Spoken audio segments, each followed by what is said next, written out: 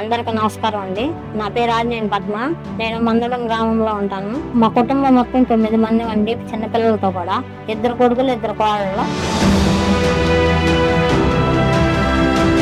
అంతకు ముందు మగవాళ్ళే వెళ్ళి బయట కష్టపడి వచ్చేవాళ్ళు. మాకేమన్నా అవకాశం వచ్చిద్దేమని ట్రై చేశాను. ఏపీసీఆర్డీ ఆఫీస్ వాళ్ళు వచ్చి సార్ వాళ్ళు ఉపాధి హామీ కల్పిస్తాము, చేస్తారా మీరు అంటారా అని అడిగారు. మా ఇంట్లో మేము 2 కోడళ్ళు, నేను ఉన్నాము. మేము ముగ్గురు వెళ్ళి నేర్చుకున్నాము 30 రోజులు అక్కడ.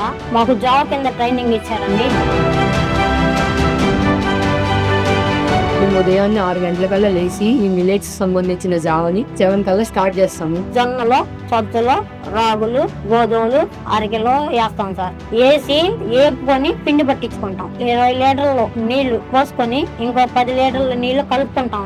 అవి ఎసరు పెట్టుకుని దాంట్లో కొంచెం ఏలక్కాయ పొడి, ఉప్పు వేసి ఎసరు కాగబెట్టుకొని 2 కిలోలన్నర పిండి పట్టించి సార్. అది కలుపుకొని ఆ జావ కాసుకొని మేము 8:30 కల్లా ఇది జైతు అయిపోతుంది. 9:30 లోగా రెడీ అయ్యి మేము ఆఫీస్కి వెళ్ళేటప్పుడు 10 మినిట్స్ మాకు టైం పడుతుంది. అక్కడికి వెళ్ళగానే మేము స్టాల్ ని 10:30 లోపు ఓపెన్ చేస్తాము. 10 to 12 దాకా ఆఫీస్ లోనే సేల్స్ చేసుకుంటూ ఉంటాము. మళ్ళీ 1 కల్లా ఇంటికి వచ్చి 3కి ప్రిపేర్ చేసుకొని మళ్ళీ 3 కల్లా వెళ్ళిపోతాము. 3 to 5:30 లాగా అక్కడే ఉండి సేల్ చేసుకొని వస్తాం. 6 కల్లా ఇంటికి వస్తాము. గ్లాస్ 20 రూపాయలు లెక్క జావా, మిల్లెట్ జావా 5 నెలల నుంచి 6 నెలల నుంచి అమ్ముకుంటున్నాము. బాగానే సేల్స్ అవుతుంది.